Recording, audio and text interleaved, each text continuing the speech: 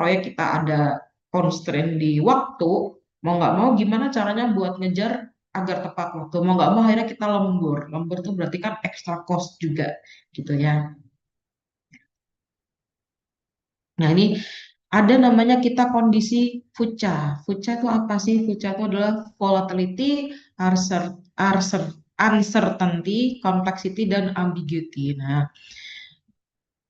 kondisi-kondisi ini belakangan sering terjadi atau sering kita alamin, apalagi kalau dari 2 tahun terakhir ini, mungkin kalau untuk teman-teman BUMN yang kebetulan berkontrak mungkin dengan pemerintah mengalami namanya efisiensi, ya, efisiensi di mana targetnya kita harus selesai kapan atau minimal dari pemerintah pun deh kita misalkan kalau dari teman-teman di PU itu mereka punya target harus mendirikan atau harus membangun jalan berapa ribu kilometer dengan kondisi mantap. Ketika kita bilang kondisinya apa membangun jalan berapa ribu kilometer berarti harus ada target yang dipenuhi. Target yang harus dipenuhi itu berarti harus dibangun yang membutuhkan dana yang tidak sedikit. Nah, padahal tadi ada efisiensi. Belum nanti kita ngomongin masalah proyeknya mungkin bisa di-cut. Tapi apa apa yang harus dilakukan dengan proyek-proyek yang dia sudah berjalan atau dia sudah serah terima yang butuh pemeliharaan. Kita harus mempertahankan kondisi. Mempertahankan kondisi itu di suatu titik pasti butuh biaya pemeliharaan juga. Itu harus akhirnya prioritas-prioritas itu harus kita sisir lagi. Nah, kondisi-kondisi seperti ini yang kita kita tidak bisa menduga. Jadi teman-teman yang kerja di konstruksi itu ibaratnya kalau kita sering dengar tuh ibarat memang harus berpikir secara satsep ya. Oke, beberapa karakteristik proyek bertujuan menghasilkan lingkup tertentu berupa produk akhir atau hasil kerja akhir. Proyek pembangunan gedung 5 lantai ya harus jadi gedung 5 lantai ya kita nggak bisa proyek pembangunan gedung 5 lantai ternyata jadinya jembatan kan nggak mungkin ya. Lalu dalam proses mewujudkan lingkup ditentukan jumlah biaya jadwal serta kriteria mutu. Pembangunan gedung 5 lantai dengan biaya berapa puluh miliar. Misalkan biayanya adalah 25 miliar. Jadwalnya berapa lama? Oh, dijadwalkan selama 10 bulan. Mau pakai mutu berapa? Nanti kelihatan. Oh, kolomnya kita pakai mutu beton mutu sekian. Kita pakai tulangannya apa seperti apa? Kita mau pakai pondasinya apa? Ya. Lalu proyek itu juga bersifat sementara. Jadi dia ada nggak mungkin proyek itu berjalan terus itu nggak ada pasti proyek ada mulainya ada berakhirnya. Tanda tangan kontrak di tanggal 1 Januari, SPMK di tanggal 1 Januari juga. PHO-nya rencananya kapan? Oh, PHO-nya jadwal pelaksanaan masa pelaksanaan selama 10 bulan berarti PHO-nya di tanggal 31 Oktober misalkan seperti itu. Non rutin tidak berulang-ulang macam dan intensitas kegiatan berubah sepanjang proyek berlangsung. Kalau kita ngomongin masalah non rutin tidak berulang-ulang, tidak ada proyek yang dia apa namanya ibaratnya stage-nya atau tahapannya itu akan sama. Orang bangun gedung pun akan dimulai dari pondasi diakhiri dengan atap. Nggak mungkin dia seterusnya akan bangun pondasi mulu kan seperti itu nggak mungkin ya. Terus intensitas intensitas proyeknya pun dia akan berubah-ubah. Mungkin di periode-periode awal, periode-periode mobilisasi itu kalau kita ngomongin masalah time schedule atau jadwal pelaksanaan itu grafiknya biasanya masih agak datar karena progresnya naiknya sedikit-sedikit. Tapi biasanya kalau sudah mulai naik struktur, nah itu progresnya biasanya sudah mulai agak landai ya. Oke, ada gap nih, gap lulusannya. Jadi misalkan teman-teman yang diajarin di kampus sama realita di industri itu atau realita di lapangan itu terkadang tuh suka berbeda. Jadi teman-teman itu kalau baru lulus kan masih hafal tuh teorinya, diajarin ini tuh masih hafal. Tapi prakteknya kadang-kadang belum ada bayangan. Karena kalau kita belajar di kampus itu tidak memungkiri tidak semua materi kita bisa lihat langsung. Kadang materi yang diajarkan dosennya hanya paparan seperti ini. Atau materi yang diajarkan kita hanya lihat by video. Kita suruh dilihat pembelajarannya lewat YouTube atau segala macam. Tapi kita nggak melaksanakan. Kita nggak ngerti prakteknya. Padahal segala sesuatu itu lebih gampang dipahami atau lebih mudah masuk itu kalau kita praktek. Ya, nah teman-teman di lapangan seperti teman-teman yang baru fresh Kita graduate itu langsung seperti itu ulang materinya tuh deh. masih masih ahli nih, masih expert nih, Oh, jadi tapi biasanya pengalaman di lapangannya yang makannya di mana gitu mereka? Di rest area. Oh, di restoran panitia khusus. tolong dong Nah, ada yang untuk itu bocor suaranya. siang kita nih. Oh iya iya. Aja ke sana, Pak. Oke, siap. Oke, sudah ya. Nah, jadi tadi ya, teman-teman yang fresh graduate itu biasanya tantangannya itu adalah kuat di teorinya, tapi lemah di praktek sama kurang pengalaman di lapangan, sama belum terbiasa kerja tim proyek. Tim proyek itu kita ketemu sama bermacam-macam divisi. Nah, beda kalau kalian misalkan ngerjain tugas kelompok. Kalau tugas kelompok itu kan timnya paling kecil ya, paling maksimal 10 orang gitu. Tapi dengan goal yang sama, koordinasi lebih gampang. Tapi kalau kita ngomongin masalah teman-teman di proyek nih, ibaratnya teman-teman logistik harus tahu minggu depan tuh mau ngapain. Jadi dia harus nyiapin alatnya seperti apa. Dia harus kontak, misalkan butuh ngecor, dia harus kontak si batching planner. Minggu depan kita mau ngecor berapa ratus kubik, tolong disiapin. Nah, itu harus harus ada komunikasi. Jadi teman-teman logistik harus nanya dulu nih ke teman-teman pelaksanaan. Minggu depan kalian mau ngapain? Atau teman-teman pelaksanaan yang ngasih tahu teman-teman logistik. Besok minggu depan saya mau cor ya. Tolong kamu siapin alatnya segala macam. Teman-teman lapangan infoin dulu nih ke biasanya kan kalau kayak gitu ada tim ya, ada tim tim mando, tim pengecoran, tim casting, tim besi infoin semua. Besok minggu depan kita akan ada kegiatan A, B, C, D, F, G. Nah, itu terkait biasanya teman-teman yang fresh grade itu tuh kalau saya perhatiin kalau di lapangan itu suka diem aja, masih bingung mau ngapain dia karena belum belum itu ya, belum familiar sama apa namanya siklusnya di lapangan seperti apa, kondisi di lapangan seperti apa. Nah, jadi ketika diem aja yang ada apa yang akhirnya komunikasinya kan jadi nggak efektif. Jadi bingung mau ngomong nanti takut dikira ih masa lulusan S1 nggak paham. Nah, teman-teman kan biasanya kan gengsinya di situ tuh kalau mau tanya kegedean gengsinya. Tapi sebenarnya teman-teman di lapangan tuh juga paham kok kalau kalau teman-teman fresh graduate itu sebenarnya masih bingung ya. Jadi jangan mulai bisa itu ya speak up lah, mulai berani ya langkah-langkahnya itu seperti apa. Nah ini saya mau jelasin masalah soft skill sama hard skill. Nah biasanya nih merasa nih sudah punya ijazah S1. Nah, siapa gitu namanya? Misalkan namanya adalah siapa tadi ya? Misalkan namanya Yuris Rahmat. Nah, Yuris Rahmat ST. Wah, udah ada ST-nya belakang namanya gitu kan ya. Wah, bangga. Jangan bangga dulu. Ternyata nih berdasarkan berdasarkan penelitian ini teknis itu yang sebelah kanan. Teknis itu ranking urgensinya dia justru tidak lebih penting ketimbang integritas sama komunikasi. Nih, komunikasi nomor satu. Nah, jadi gimana sih caramu berkomunikasi sama orang? Itu justru yang di lapangan itu dianggap yang lebih penting ya. Nah, nih teknis yang selama ini dibangga-banggakan ternyata masih kalah ketimbang komunikasi di lapangan. Teman-teman di lapangan itu lebih lebih prefer orang yang ngerti cara how to translate ngomong sesuatu, how to transfer knowledge segala macam, how to transfer things, how to transfer comment segala macam ya. Nih, skill paling terakhir. Nah, yang pertama yaitu adalah justru gimana caramu berkomunikasi. Lalu kedua adalah integritasmu setinggi apa sih? Ya, sama yang terakhir adalah kerja sama tim. Ingat teman-teman, kalau kita kerja di proyek, kita tidak akan mungkin bisa jalan sendiri. Jadi tolong yang egonya besar nih, yang merasa di dulu seangkatan paling pinter, IPK-nya paling tinggi, silahkan kamu merasa paling pinter. Tapi kamu tidak akan bisa membangun suatu proyek, tidak akan bisa jadi kamu sendiri. Kamu tetap akan butuh teman-teman yang di peralatan, tetap akan butuh teman-teman yang di lapangan, ya. Misalkan kamu sudah di level jadi project manager pun, kamu nggak akan bisa bangun sendiri kalau kamu nggak punya tim. Nih ya, jadi kerja sama tim. Gimana caranya kamu ngomong sama timmu itu seperti apa? Itu nanti akan kita coba pelajari hari ini ya. Oke, muncul. Nah, output yang diharapkan dari pelatihan apa dari materi hari ini itu adalah budaya kerja akan kita lihat sebagai fondasinya. Attitude-nya kamu di kerja itu seperti apa? Attitude-nya teman-teman pada saat bekerja itu seperti apa? Ketika kita sudah punya sikap nih, di lapangan pasti akan ada masalah kan?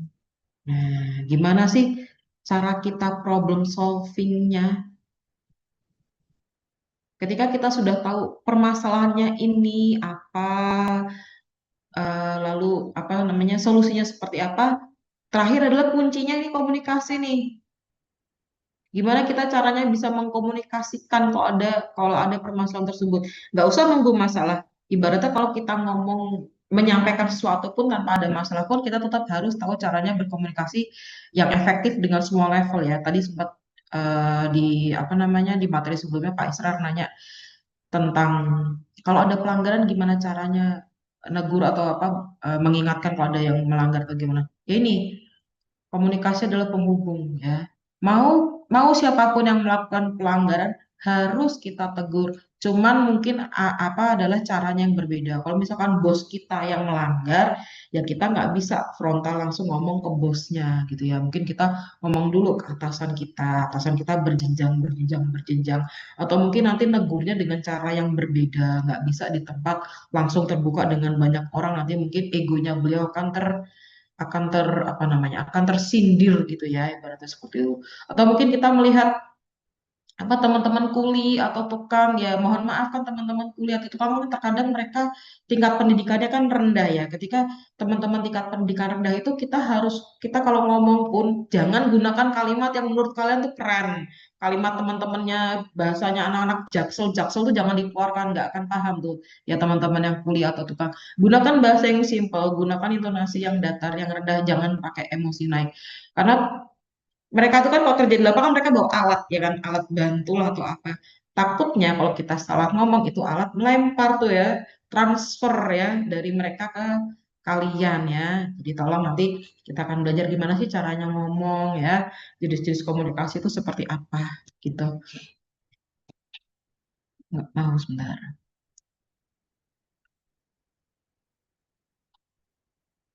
oke.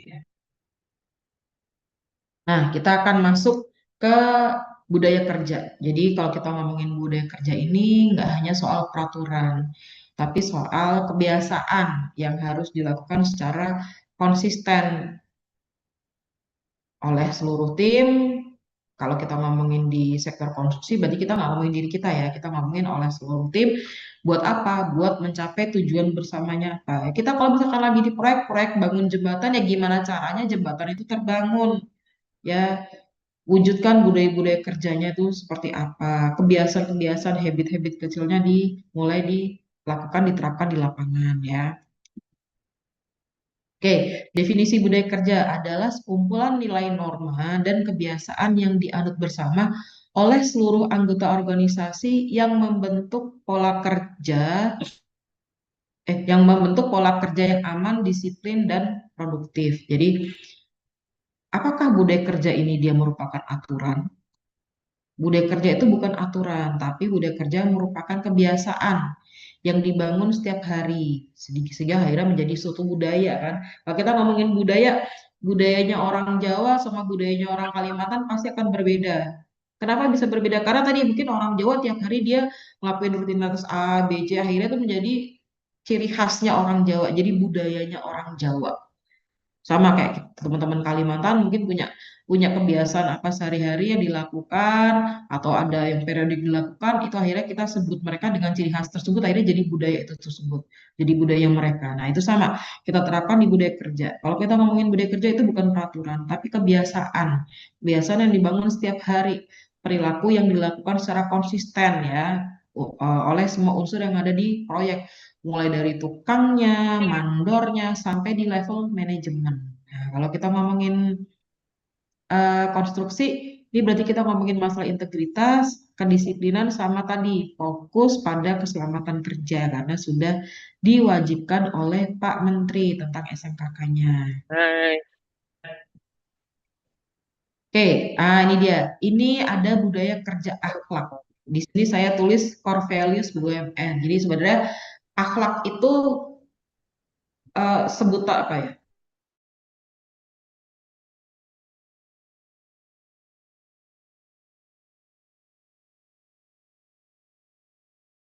Akhlak aja. Jadi seperti amanah, kompeten, harmoni. ASN kita ada berakhlak. Jadi bernya itu adalah berorientasi pelayanan, sedangkan A-nya adalah akuntabel. Kalau di teman-teman BUMN, A-nya adalah amanah, tapi sisanya yang lain adalah sama ya. Jadi apa sih si siapa namanya si akhlak ini? Jadi kalau kita ngomongin yang pertama kita ngomongin amanah. Jadi orang tuh kalau amanah, kalau dikasih kepercayaan ya dipegang sama dia ya, tidak disalahgunakan amanahnya sebagai apa. Misalkan dia jadi project manager, ya sudah manfaatkan sesuai tugas dan tanggung jawabnya. Jangan mentang-mentang dia project manager lalu dia semena-mena nih sama stafnya, merasa bahwa di struktur organisasi hierarkinya dia letaknya yang di atas, ibaratnya kayak gitu ya. Lalu ada kompeten. Nah, kompeten di sini tadi kita sudah bahas. Kompeten itu tidak hanya punya sertifikasi, tapi ada bahasa ini. Terus belajar dan mengembangkan kapabilitas untuk hasil terbaik. Ya, jadi kalau kamu kompeten, nggak cuman ngomongin sudah hari ini dapat sertifikat, terus besoknya lupa. Enggak, harus terus belajar ya.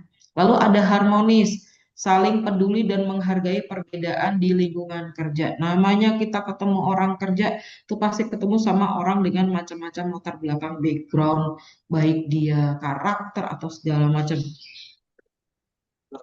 Ya, kita gimana caranya melihat suatu perbedaan itu bukan menjadi suatu masalah gitu ya.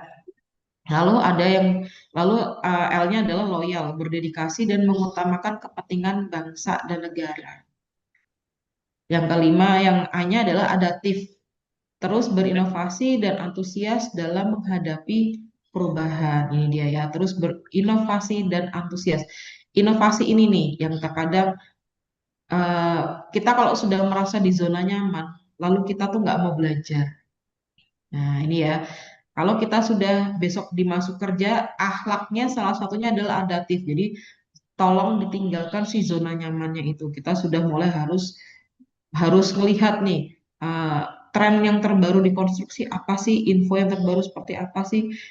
Kayak sekarang sudah ngomongin masalah BIM 5.0 kalau nggak salah ya, BIM berapa ya sekarang ya. Nah, itu ya mau nggak mau kita harus ngikutin ya.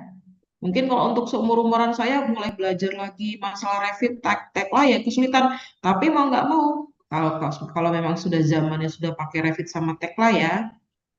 Nah, yang terakhir kayaknya adalah kolaboratif, membangun kerjasama yang sinergis antar pemangku kepentingan. Oh ya, ada. Nah, kita akan mulai nih bicara masalah budaya-budaya kerja itu apa aja sih? Oke, salah satu budaya kerja yaitu adalah budaya keselamatan atau safety culture. Safety culture itu sudah harga mati, ya. Tidak ada proyek yang sukses kalau ada kecelakaan kerja. Pada saat terjadi kecelakaan kerja itu proyek minimal pasti berhenti. Berhenti berapa lamanya tergantung dari kecelakaan kerja. Kalau kita ngomongin masalah kecelakaan kerja, itu tidak hanya yang bersifat fatality ya atau menimbulkan korban jiwa, tapi ibaratnya tertimpa sesuatu, tangannya patah atau tertimpa sesuatu, kakinya terluka, itu pun sudah termasuk kecelakaan kerja. Ketika ada kecelakaan kerja mau nggak mau proses terhenti. Terhentinya karena apa?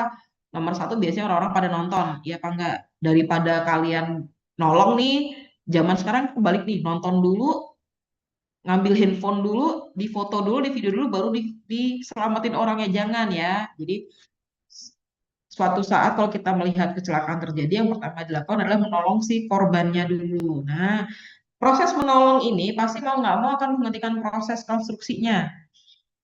Nggak boleh proses konstruksi masih masih berjalan kalau ada kecelakaan kerja. Kecuali kalau itu sudah beda lokasi ya. Tapi kalau misalkan dari lokasi yang sama, di pause dulu. Karena apa? Nanti ketika kita terjadi kecelakaan kerja, biasanya akan kita lakukan proses namanya investigasi. Ini kecelakaan kerjanya karena apa sih?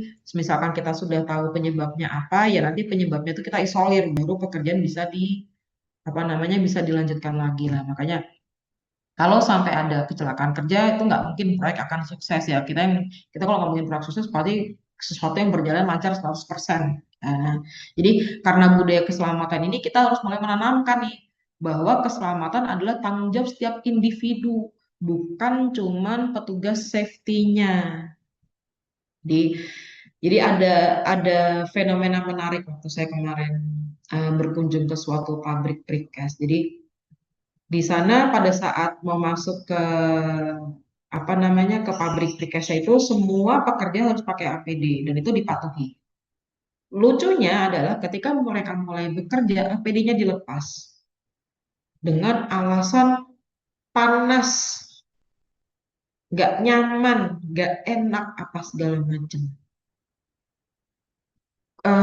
Prinsip di keselamatan itu bukan nyaman ya, itu prinsipnya fashion. Kalau kita ngomongin prinsipnya keselamatan itu adalah aman dulu. Mau kalau kita ngomongin nyaman tuh urusan ke 200 sekian. Tapi yang pertama adalah aman dulu. Nggak ada namanya orang pakai helm terus dia merasa merasa nyaman itu nggak ada. Pasti helm itu akan menimbulkan rasa nggak nyaman karena harus dikencengin talinya, harus dikencengin di belakangnya. Kalau misalkan dia nggak ada talinya, pasti kepalanya akan dia merasa kencang, nggak enak, nggak nyaman. Memang tujuannya bukan buat nyaman ya kalau kita ngomongin ngomongin masalah safety, tujuannya adalah untuk aman dan itu yang harus kita sampaikan. Nah, jadi tadi balik lagi ke cerita ketika mereka mulai kerja, itu APD dilepas, terutama yang sering dilepas kemarin oleh pekerja adalah sarung tangan, adalah gloves-nya. Saya tanya, kenapa Bapak kok dilepas? Ini Bu, soalnya keringetan, nggak enak, nggak nyaman. Nah, terus saya bilang, Bapak pilih keringetan atau Bapak pilih ketika Bapak proses waktu itu dia lagi bar bending. Bar bending tangan Bapak kejepit, langsung kena kulit. Saya bilang gitu. Ya nggak mau lah Bu, masa tangan saya langsung kena kulit. Nah, coba pakai gloves-nya. Nah, akhirnya hal-hal seperti itu yang harus kita mulai apa ya, mulai mulai bicarakan nih ke teman-teman yang di lapangan ya. Jadi tugas untuk safety jangan semua ditaruh ke pundaknya petugas safety. Petugas safety itu kan dia ada peraturannya di Permen itu untuk tingkat besar itu satu petugas safety untuk 15 orang. Bisa bayangkan nggak? Kalian itu di depan kalian ada 3 orang aja. 3 orang yang dua ngapain aja, yang satu pasti kalian nggak merhatiin ngapain kan. Apalagi kalian suruh ngamatin 15 orang. Nah, jadi tolong kalau untuk safety itu bukan hanya tanggung jawab si petugas HSE, tapi tanggung jawab individu juga. Nah, apa sih yang disebut dengan budaya safety? Nah, nih budaya safety itu ada ngomongin masalah safety first-nya. Lalu ngomongin masalah zero accident mindset. Nah, ini ya, keyakinan bahwa setiap kecelakaan dapat dan harus dicegah. Salah satunya dengan apa ya tadi? Dengan minimal menggunakan APD atau menerapkan APK, alat pelindung kerja di lapangan. Oke, lalu ada kepatuhan SOP. Standar itu atau peraturan atau prosedur atau apapun itu dibuat untuk dipatuhi, bukan untuk dilanggar. Ya, nah, jadi tolong nanti teman-teman di lapangan perhatikan SOP-nya itu apa saja sih, ya, itu untuk dipatuhi. Oke, terus ada pelaporan near miss. Setiap insiden hampir celaka harus dilaporkan untuk mencegah kejadian lebih besar. Apa sih bedanya insiden sama accident? Oke, jadi insiden sama accident tuh bedanya adalah kalau insiden itu dia belum menimbulkan kerugian.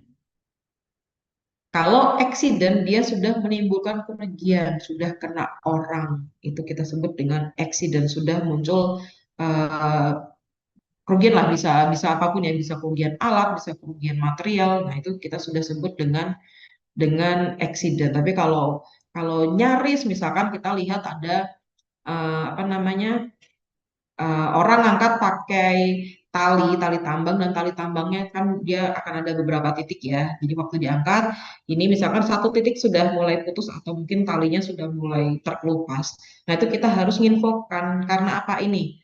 untuk mencegah kejadian lebih besar atau apa kejadian eksiden. Kalau sampai talinya lepas, bebannya jatuh akan jatuh ke bawah. Kalau nimpani orang, kalau tidak kena orang nggak masalah, tapi minimal adalah barang yang jatuh dia akan rusak. Nah, itu yang kita sebut dengan eksiden. Tapi kalau baru talinya tadi yang dia agak terkelupas mau putus itu kita sebut dengan insiden ya.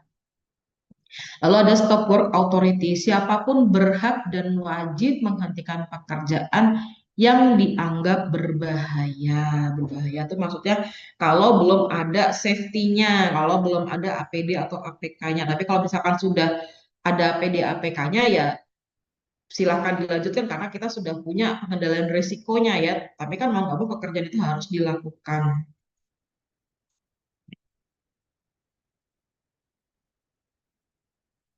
Oke, nah ini pilar budaya keselamatan. Ada keselamatan dan safety accident, kepatuhan SOP, pelaporan NIRB, sama stop work authority. Oke, budaya selanjutnya, yaitu tadi kita sudah ngomongin masalah budaya keselamatan. Budaya selanjutnya adalah budaya mutu atau quality culture. Ada right first time atau eksekusi tepat dari awal. Ini maksudnya apa? Maksudnya itu adalah kalau kita mau melakukan sesuatu nih, itu ya ya yang benar dari awalnya. Jadi kita sudah menghindari adanya pemborosan waktu sama biaya akibat kita kalau harus reward lagi, kita harus mengulang lagi ibaratnya seperti itu. Gampangnya kita mau ngecor. Ada nilai SLAM tertentu yang harus dipenuhi rentangnya, misalkan 10 plus minus 2. Ya, ternyata waktu kita mau ngecor ternyata hasil kalau 10 plus minus 2 kan berarti dia antara 8 sampai 12. Ternyata ketika kita ngetes SLAM hasilnya adalah 16. Encer sekali atau 14 lah. 14 encer sekali. Abai orang mikirnya alah udahlah cuma selisih dikit doang tetaplah dicor. Apa yang terjadi ketika besok sudah beton sudah mulai mengeras, ternyata dia mulai muncul retaknya. Karena apa? Karena dia sudah mulai bleeding. Nah itu karena tadi akhirnya kan kalau nggak mau ketika kita sudah paham suatu struktur dia mutunya nggak bagus, mau nggak mau kalau sesuai spek kan, spek itu kan ada range-nya. Ketika mutunya nggak masuk, bongkar. Ya, kalau sudah kasus seperti itu, mostly biasanya terjadi adalah dibongkar. Ketika sudah dibongkar, apa yang terjadi? Kamu harus ngecor lagi, nambah waktu lagi, nambah biaya karena harus beli beton lagi kan seperti itu. Lalu budaya yang kedua adalah kepatuhan spesifikasi. Nah, ini tidak ada toleransi penyimpangan tanpa persetujuan. Penyimpangan itu boleh, di spek itu tertulis ada penyimpangan, tapi ada sebutannya kita sebut dengan toleransi. Misalkan kalau kita ngomongin masalah tebal aspal, kalau kita ngomongin masalah tebal aspal itu ada toleransinya beberapa milimeter. Ketika kurang dari situ, ada treatment-treatment dilakukan. Ketika masih berkurang 1 milimeter atau 2 milimeter, itu biasanya berdampaknya pada pembayarannya. Aspalnya tidak dibayar 100%, misalkan seperti itu, dikurangi berapa persen. Nah, tapi ketika sudah melewati toleransi, itu perbaikannya harus ekstrim, antara dibongkar atau justru perbaikannya, korektifnya akan lebih mahal daripada kamu ngulang aspal lagi dari awal. Ya. Terus budaya mutu, yang ketiga, dokumentasi pekerjaan. Setiap aktivitas tercatat dan dapat ditelusuri. Gampangnya nih contohnya, kita ngomongin masalah beton, kita mau ngecor. Ada 5 segmen di 5 hari yang berbeda, otomatis akan ada lima hasil uji yang berbeda. Gampangannya ngomongin kita ngecor dari hari Senin sampai Jumat. Ternyata nih setelah kita uji kuat tekan di umur 28 hari, yang sampel hari Rabu itu ternyata kuat tekannya nggak masuk. Nggak masuknya ekstrim misalkan seperti itu. Kalau kita ngikutin spek harus dibongkar. Kalau kita nggak melakukan dokumentasi pekerjaan, kita nggak akan tahu pada hari Rabu kita ngecor di segmen mana aja. Nah, itulah salah satu fungsinya dokumentasi pekerjaan. Jadi kita harus tahu hari Rabu kita ngecor di mana aja, segmennya itu biasanya nanti akan kita bikin grafir di work permit-nya, di request pekerjaannya. Jadi kita tahu, oh ketika harus dibongkar, yang dibongkar segmen ini aja loh.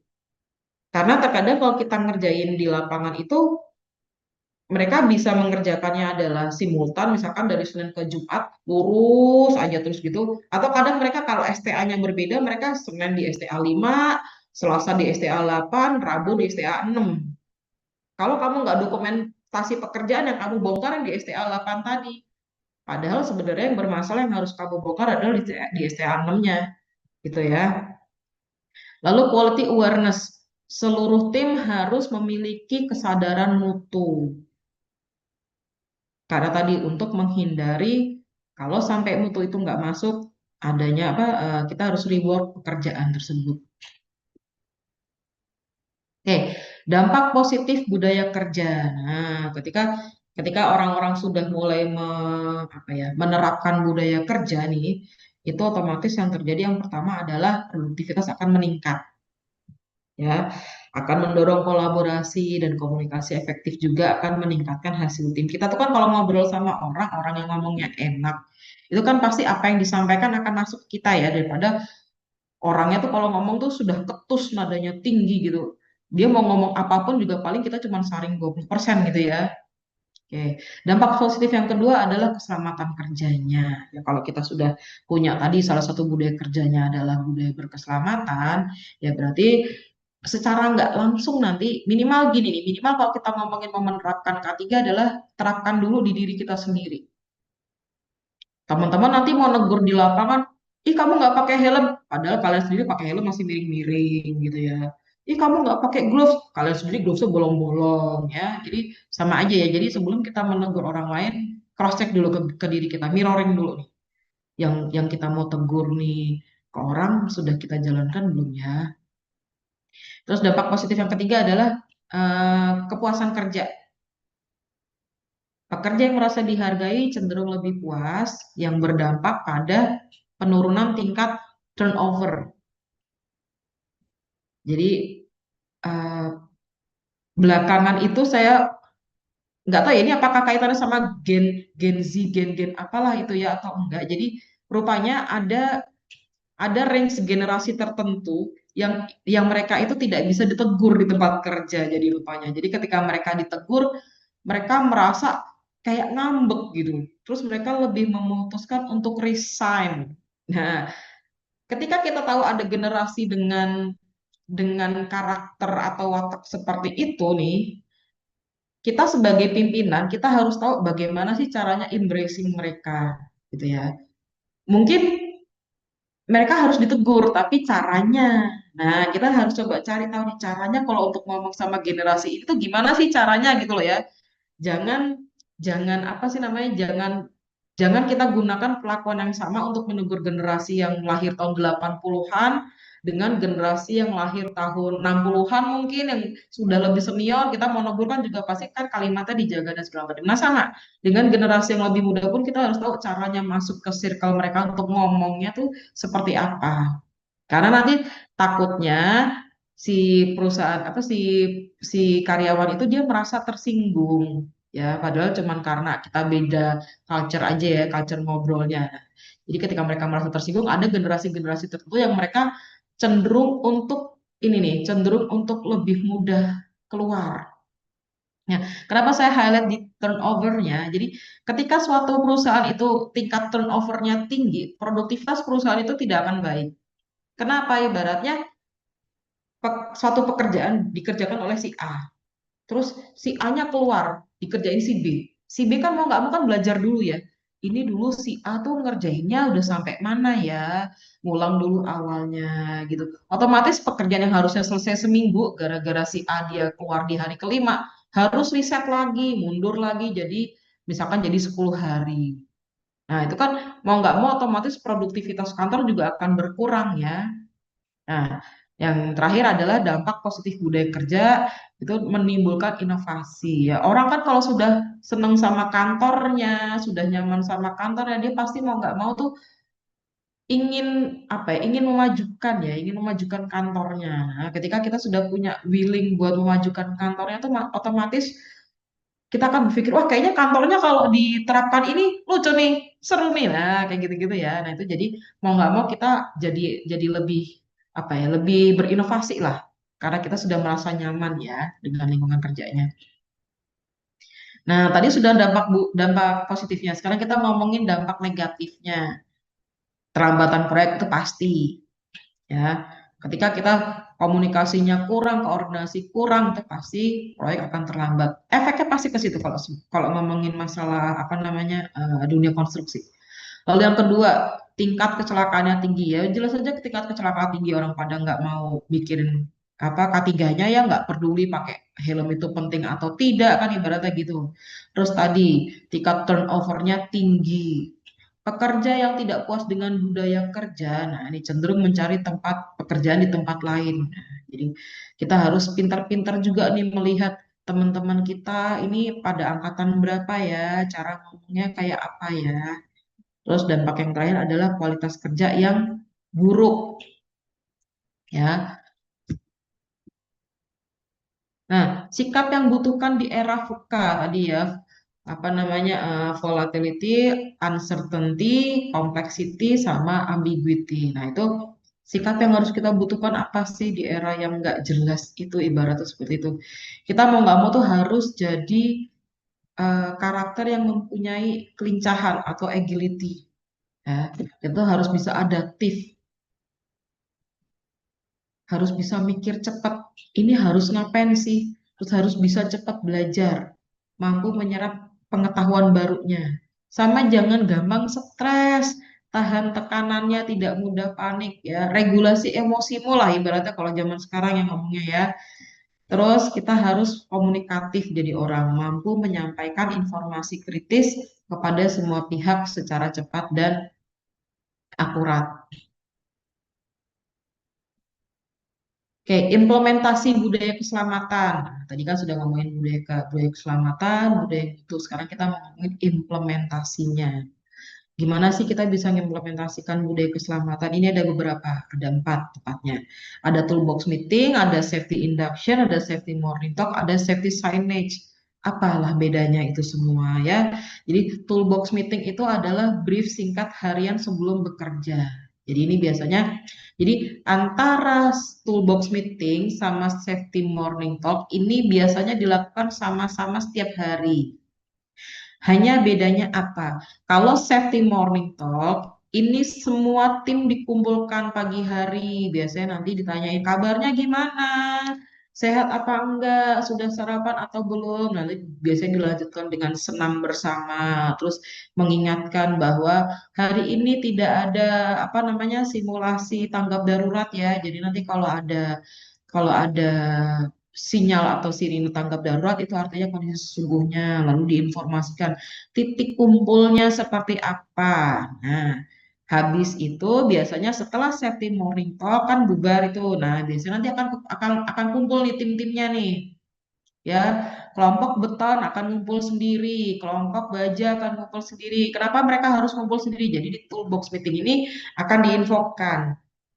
Hari ini kita ngecor lantai berapa ya? Itu kalau untuk tim yang beton. Untuk tim yang pembesian dia akan bilang, hari ini target kita adalah bikin bar bending berapa apa target kita adalah berapa ton, berapa kilo ya, atau hari ini kita bar bending modelnya ini harus jadi berapa untuk kolom apa segala macam. Kenapa sih harus dipisahkan antara toolbox meeting dan safety morning talk? Kalau safety morning talk ini dia sifatnya general kayak tadi ya. Kalau misalkan ada bahaya titik kumpul di mana dan lain-lain segala macam. Tapi kalau sudah ngomongin toolbox meeting, ini adalah risiko bahaya terkait sama pekerjaan di kelompok itu. Jadi kalau kita ngomongin risiko bahaya K3 di beton, tentu akan berbeda dengan risiko bahaya di pembesian. Tentu akan berbeda dengan risiko bahaya pada saat kita masang bekisting. Nah, makanya ini ada toolbox meetingnya. Lalu ada juga safety induction. Nah, safety induction itu apa? Penjelasan prosedur untuk orang baru. Jadi gini, teman-teman biasanya kalau datang ke suatu tempat atau datang ke suatu kantor kan belum ngerti ya apa namanya aparnya ada di mana. Jadi apar itu adalah yang untuk apa untuk pemadam api, alat pemadam api ringan. Jadi aparnya ada di mana. Nanti misalkan ada gempa bumi atau kebakaran saya harus lari di mana. Nah, ini fungsinya ada si safety induction itu. Jadi ketika ada orang baru datang ke suatu lokasi atau ke suatu tempat, dia harus diinfo dulu dikenalkan dulu dengan tempatnya, dikenalkan dengan risiko-risiko bahayanya, ditunjukkan mana sih jalur daruratnya, lewatnya kemana, mana titik kumpulnya seperti itu. Itu kita sebut dengan safety induction. Nah, yang terakhir adalah safety signage. Ini adalah rambu-rambu K3 permanen dan sementara yang mengkomunikasikan bahaya dan prosedur keselamatan. Ini pasti teman-teman sudah sering lihat nih pada saat kemarin magang ya, pasti di proyek akan ada minimal rambu-rambu APD lah ya. Sebelum masuk pasti ada rambu APD segala macamnya. Oke, nah ini tips suksesnya nih, tips sukses teman-teman fresh graduate nih sebelum kita masuk ke apa namanya ke outline selanjutnya. Tips sukses fresh graduate di dunia konstruksi yang pertama adalah mau belajar. Jangan malu bertanya ya. Jadi kalau kita ngomongin mau belajar itu tidak semua gambar proyek. Nah, itu sudah pernah diajarkan di kuliah. Percaya deh sama saya ya. Ketika kamu melihat gambar proyek beneran nih, ketika kamu mulai lihat shop drawing, kamu akan bingung. Ini dulu perasaan pas kuliah gak kayak gini gambarnya. Pasti akan ada simbol-simbol atau gambar-gambar yang memang spesifik di proyek itu. Sedangkan kalau kita kuliah kan kita biasanya gambarnya gambar-gambar umum ya, ibaratnya seperti itu simbol-simbol atau yang dipakai di apa ibaratnya di mata kuliah gamtek atau gambar teknik atau segala macam itu biasanya hal-hal umum. Nah, ketika kita sudah mulai di lapangan, gambar detail ini nih, ketika kita sudah mau ngomongin masalah potongan-potongan, nah itu baru kelihatan. Ini tuh apa ya? Arsiran ini tuh lambang apa ya? Nah, itu tolong jangan malu buat nanya ya. Tanyalah ini apa. Teman-teman di lapangan tahu kalau kalian tuh baru dan belum paham tuh nggak apa-apa. Tanya aja. Ya, tanya Pak ini seperti apa. Atau mungkin pada saat nanti kalian melihat apa ngerti hari ini akan ada proses misalkan erection girder. Perhatikan itu proses erection girder gimana. Kalau bisa kamu sebelum berangkat ngelihat proses erection girder, maju dulu ke siapa mungkin ada di lapangan ya, apa di kantor, nanya dulu SOP-nya. Kak, boleh minta SOP erection girder nggak? Nah, jadi tuh kelihatan kalau kamu tuh mau maju gitu ya, mau kerja, mau belajar. Ketika sudah dapat SOP-nya, kamu buka, dibaca, jangan cuma dilihat filenya doang ya, dibaca. Oh, ternyata orang tuh kalau mau erection girder, ini yang disiapin. Oh, ternyata kalau mau erection girder tuh langkahnya ini. Oh, alatnya tuh seperti ini. Oh, langkahnya prosesnya kayak gini. Oh, setelah selesai harusnya seperti ini. Itu ada semua di SOP. Ya, belajarlah dari situ. Nah, jadi nanti buat teman-teman, fresh graduate harus mau belajar, harus aktif bertanya. Tapi aktif bertanya ya ada batasannya juga ya. Kalau bisa kan kalian kan di lapangan tuh di kantor tuh kan pasti banyak banyak SOP, banyak spek, banyak apa. Cari dulu. Kalau nggak nemu baru nanya. Jangan gampangin nanya ya. Cari dulu baru nanya. Lalu yang ketiga adalah disiplin dan attitude. Nah, tepat waktu, berpakaian sesuai, bersikap hormat. Nah, ini tepat waktu nih yang sekarang kok sepertinya mahal ya harganya ya. Di kita itu eh, rapat jam berapa, mulai jam berapa gitu ya, mulai mulai tersingkir nih si tepat waktu ini ya. Lalu bangun networking. Nah, ini dia, bangun networking. Ini sebenarnya ketika kalian kemarin magang, tips nomor 4 ini sudah bisa dipakai sebenarnya harusnya ya. Jadi maksud saya tuh saya tanya, bukan saya tanya, apa ketika mereka mau wisuda, itu kan suka ada jeda waktu ya antara habis sidang TA dengan wisuda. Itu biasanya kan waktunya kan sebulanan gitu. Itu mereka biasanya begitu hari misalkan Jumat mereka sidang sidang TA ya. Nanti revisi apa segala macam butuh waktu seminggu. Itu mereka sudah balik lagi nih ke proyek. Saya tanya, lo kamu kok balik lagi ke proyek ngapain? Ya Bu, sudah diminta lagi kerja di proyek. Nah, itu kan berarti kan menunjukkan ya, berarti kan sebenarnya di lapangan mahasiswa ini tuh bisa adaptif gitu loh. Bisa membangun network, bahkan posisi mereka nanti pulang pergi, mereka harus balik lagi ke kotanya untuk wisuda, itu dibayar semua oleh kontraktornya ya tadi. Karena tadi ketika pada saat magang mereka sudah menunjukkan nih apa kompetensi diri yang mereka punya tuh apa.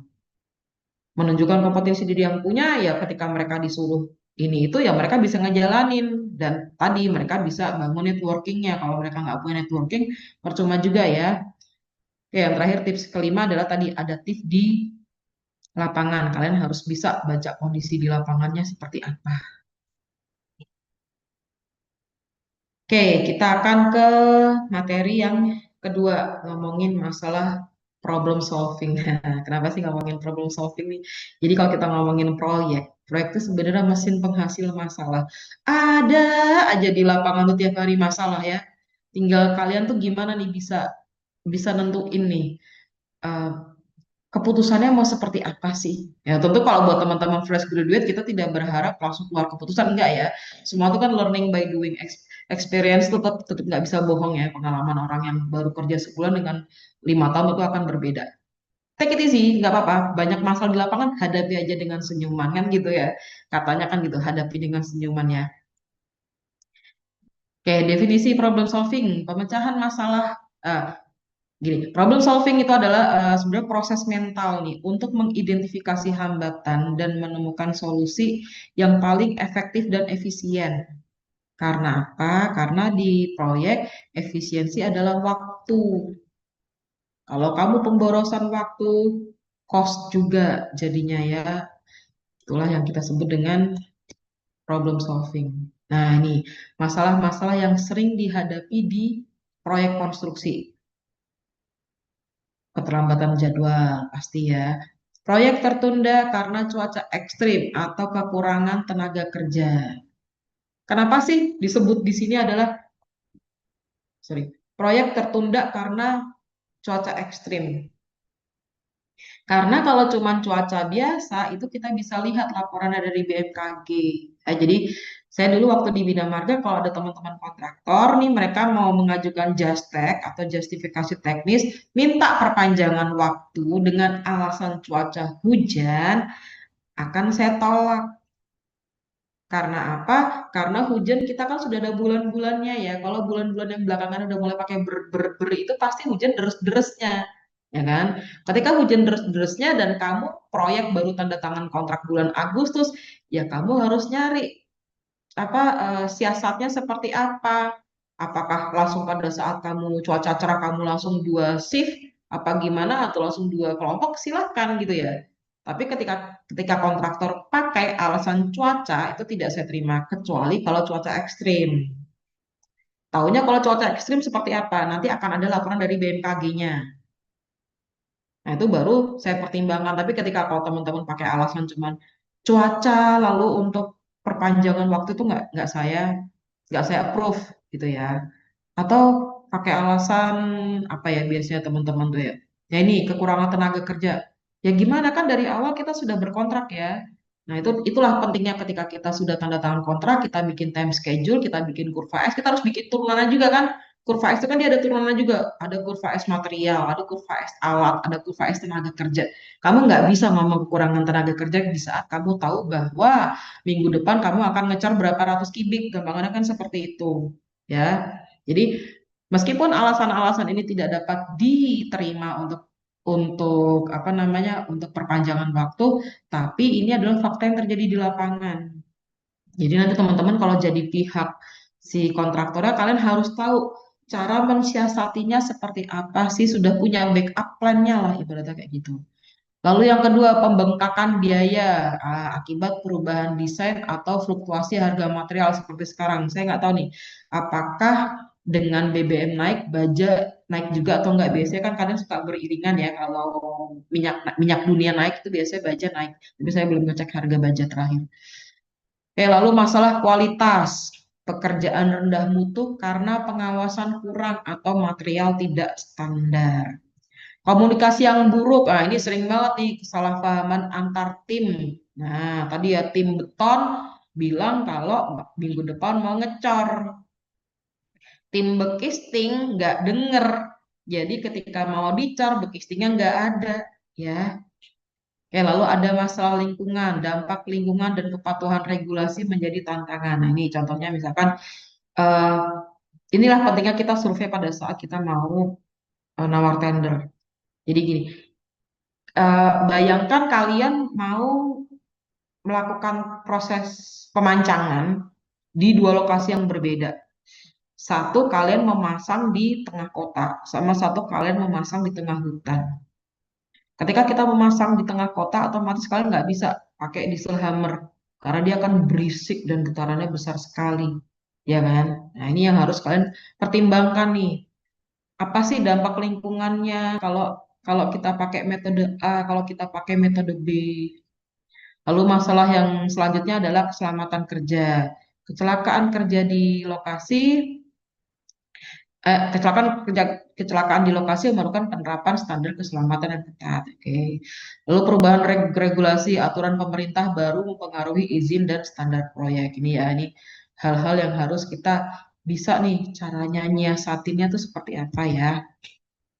Oke, tahapan problem solving yang pertama adalah identifikasi masalah. Kita harus mengenali nih dan mendefinisikan masalah secara tepat dan spesifik. Ini masalahnya apa sih sebenarnya? Ketika kita sudah bisa mengidentifikasi, kita bisa ke langkah dua, menganalisis akar masalahnya apa. Jadi kita prinsipnya pada saat problem solving adalah kita menggali penyebab utamanya, bukan hanya menangani gejalanya.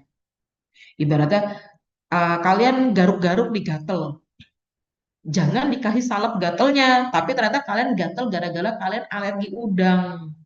Tapi kalian masih makan udang, ibaratnya seperti itu ya. Berarti kan kalian kan tidak memecahkan masalah.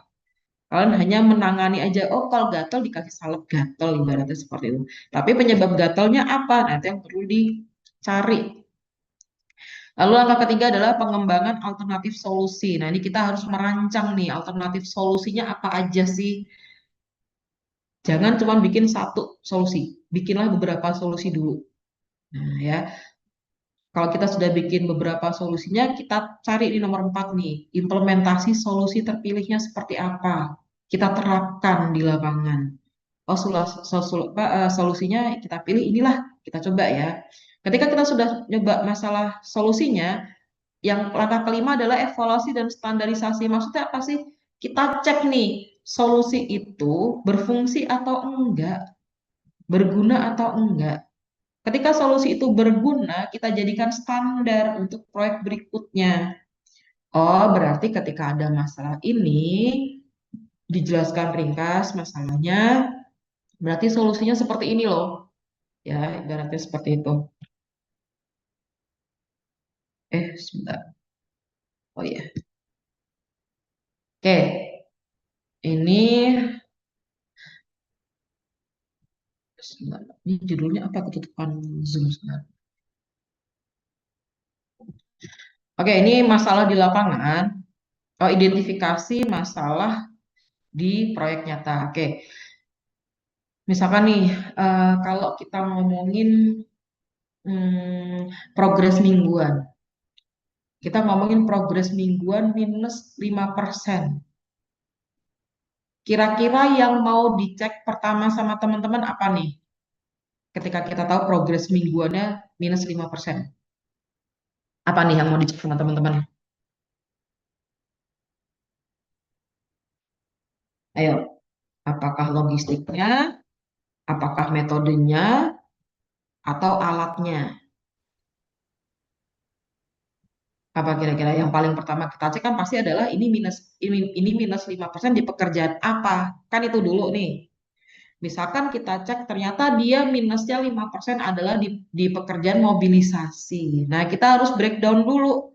Mobilisasi apa aja sih yang kita cek?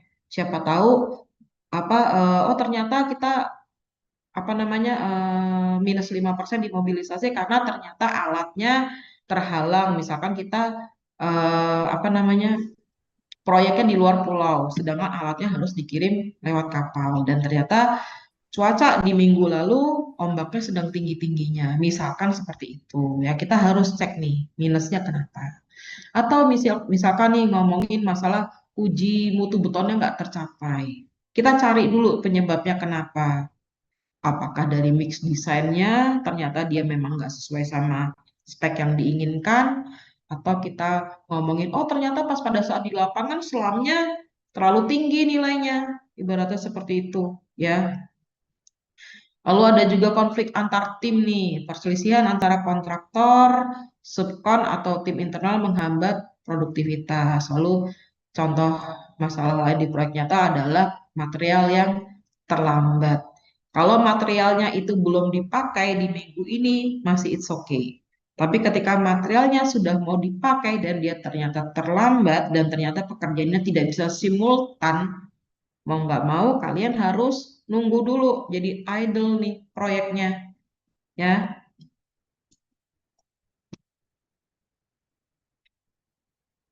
Oke, langkah selanjutnya adalah ketika kita sudah tahu masalahnya apa, kita eh, mencari tahu analisis akar masalahnya. Nah, biasanya ini metode yang sering digunakan, tapi bukan berarti nanti dia akan efektif di semua lini ya. Nanti silahkan, banyak metode, tapi biasanya yang sering digunakan adalah ini. Ada dua metode, yaitu five why analysis sama fishbone diagram. Apa sih maksudnya eh, si metode-metode ini?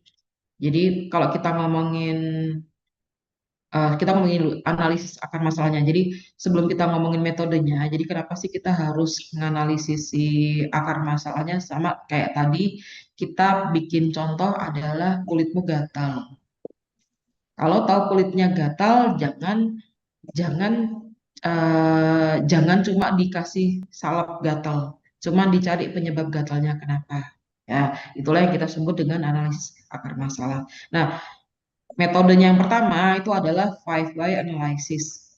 Bertanya mengapa secara berulang minimal 5 kali hingga akar masalah yang sesungguhnya terungkap. Ya, ini sederhana namun sangat efektif untuk masalah proses. Lalu metode yang selanjutnya adalah fishbone diagram. Itu diagram yang ditemukan oleh Ishikawa yang memetakan semua penyebab potensial ke dalam kategori 6M. Material, apa namanya, man, method, machine, mother nature, sama measurement ya 6M. Tapi ada yang bilang 5M plus 1E, ada yang bilang 4M plus 1E. It's okay, nggak apa-apa ya. Kita akan bahas dulu yang pertama dengan five way analysis. Oke, five way analysis adalah teknik bertanya mengapa minimal 5 kali, biasanya 5 kali, untuk mengupas lapisan gejala hingga menemukan akar masalah atau root case yang sebenarnya. Contohnya misalkan ada proyek telat. Kenapa? Oh, alat rusak. Kenapa alat rusak? Oh, kurang perawatan. Mengapa kurang perawatannya? Oh, nggak ada anggaran rutinnya. Loh, kok bisa nggak ada anggaran rutinnya? Oh, karena perencanaannya salah. Ya, baratnya itu yang kita sebut dengan five why analysis. Ya, contohnya misalkan ada kasus, kok proyek terlambat? Mengapa proyek terlambat? Oh, karena material belum datang. Mengapa material belum datang? PO belum dibuat. Mengapa PO belum dibuat? Speknya belum final. Mengapa belum final? Engineer-nya sibuk proyek lain. Mengapa engineer sibuk? Tidak ada perencanaan pengadaan yang jelas. Jadi root-nya di sini adalah kurangnya sistem perencanaan pengadaan material terpadu. Ya, jadi tanyalah mengapa sebanyak-banyaknya sampai ketemu rootnya. Tapi misalkan 3 kali pertanyaan mengapa sudah ketemu rootnya, ya berarti berhenti di situ, tidak harus langsung jadi five why-nya itu. Oke, lalu yang kedua adalah fishbone diagram oleh Ishikawa. Ini sesuai sesuai apa namanya? Sesuai namanya fishbone atau tulang ikan. Jadi kalau kita mau gambarkan si kepala ikannya ini sebenarnya adalah masalah atau efeknya. Ini gambarnya kebalik ya. Ini masalah atau efeknya. Dan si fishbone-nya ini, nah ini adalah si sumber masalahnya tadi, si 6E. Bisa nih, anak apa 6M. Bisa dari manusia atau man, dilihat kompetensinya sudah oke apa enggak, pengalaman kerjanya seperti apa, disiplin atau tidak, dan kesehatan pekerjanya seperti apa ya. Lalu ada material, kualitasnya seperti apa nih, ini dicek semua bahan baku, stok, spek, metodenya sudah sesuai sama SOP apa enggak, sudah sesuai sama urutan pelaksanaan apa enggak, sesuai sama standarnya atau enggak. Lalu kita measurement atau kita ukur, diukur apa, diukur caranya sudah benar atau belum. prosesnya sudah sesuai SOP atau belum, alatnya sudah oke atau belum, gampangannya alatnya oke tapi kapasitasnya nggak masuk kan sama aja ya. Mesin atau mesinnya seperti apa, kondisi alat berat, jadwal pembelian berkala, ketersediaannya ada apa enggak.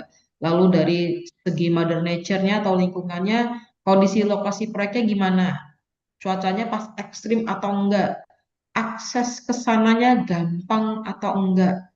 Nah, ini cara visual nih buat memetakan si penyebab masalahnya. Oke, kita akan coba nih analisis beton kasus beton retak menggunakan si apa namanya si fishbone diagram tadi. Misalkan nih kalau kita ngomongin masalah oh ternyata pekerjanya nggak paham metode pengecoran, nggak paham metode pengecoran kayak gimana. Mungkin contohnya pada saat kita proses pemadatan.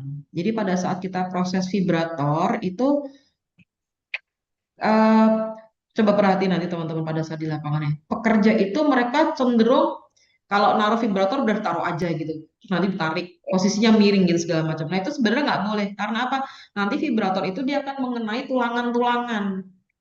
Nah, ketika vibrator itu dia akan mengenai tulangan dan dia akan nindihin tulangan, apa yang terjadi? Tulangan akan bergetar. Padahal biasanya kalau kita ngecor segmen yang sebelah sana kan mereka sudah cenderung lebih kering ya.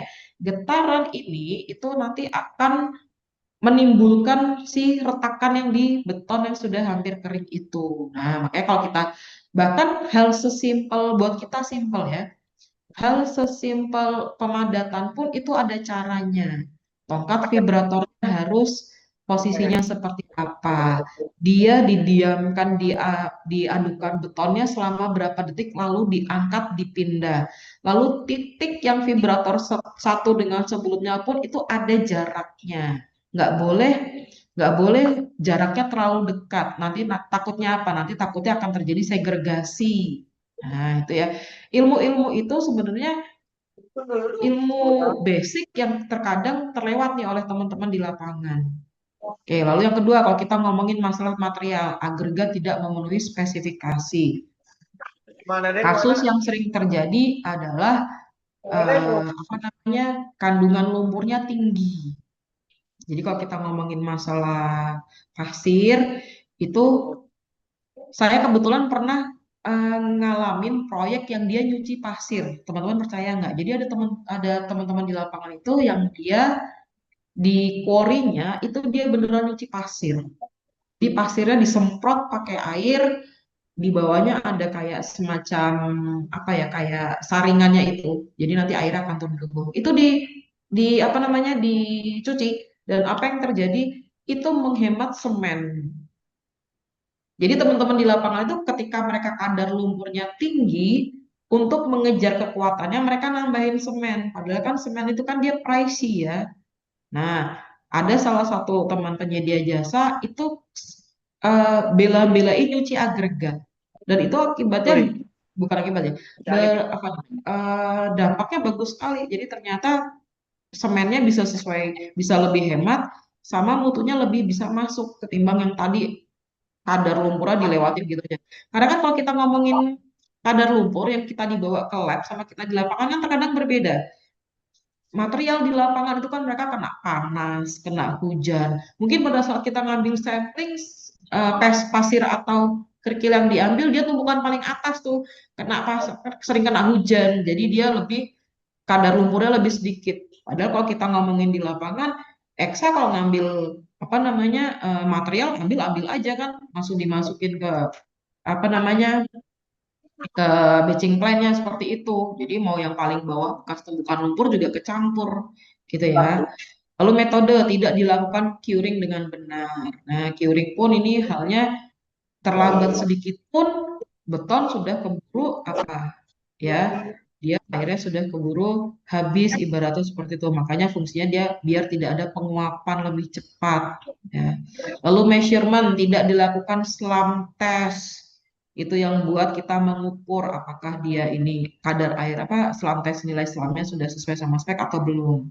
Mesin peralatan tidak terkalibrasi. Ayo teman-teman kalau di lapangan perhatiin nggak? alat berat yang ada di lapangan sama kalian umurnya tuaan mana? Kayaknya tuaan alat berat yang di lapangan kayaknya sama saya aja kayak tuaan alat berat yang di lapangan itu ya. Tapi tetap aja dipakai ya. Sedangkan pada saat mereka analisa harga, asumsinya adalah alat baru, ya kan ya? Lalu Mother Nature, suhu terlalu tinggi saat pengecoran. Nah, ini harus diperhatikan juga. Makanya kalau kalau kita perhatikan pada saat kita nulis laporan harian, jadi kan kalau teman-teman di lapangan itu kan pasti tiap hari ada laporan harian ya. Hari ini kita ngecor berapa kubik, lokasinya di mana, ada berapa tenaga kerja, lalu ada tulisan cuacanya juga seperti apa. Nah, itu kalau cuacanya terlalu tinggi atau mutunya, misalkan kita dapat hasil uji coba kan nilainya ternyata jelek, tinggal lihat aja laporan hariannya. Kalau misalkan selamnya oke, apa-apa oke, coba cek siapa tahu ternyata suhunya pada saat kita ngecor suhunya terlalu tinggi gitu ya.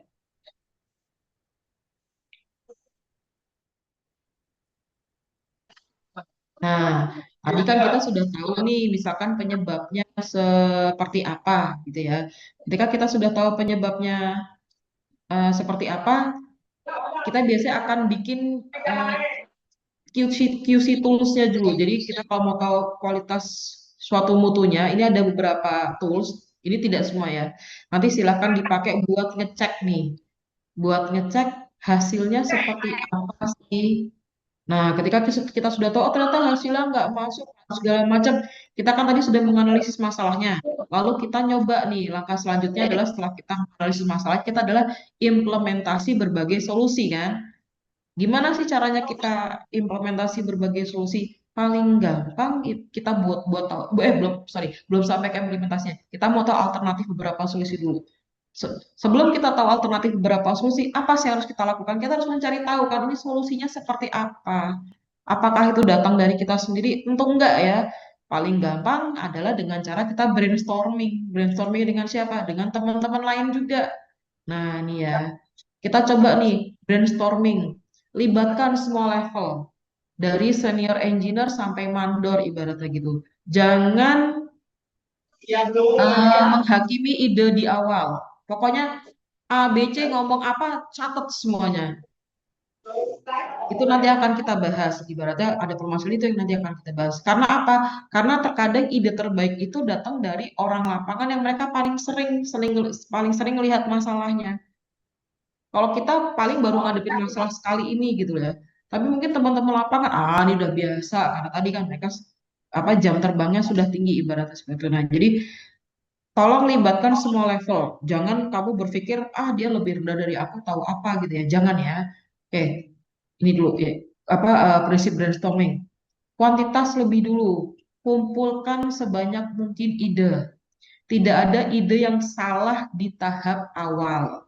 Ya, lalu fokus pada solusinya, bukan nyalahin individunya.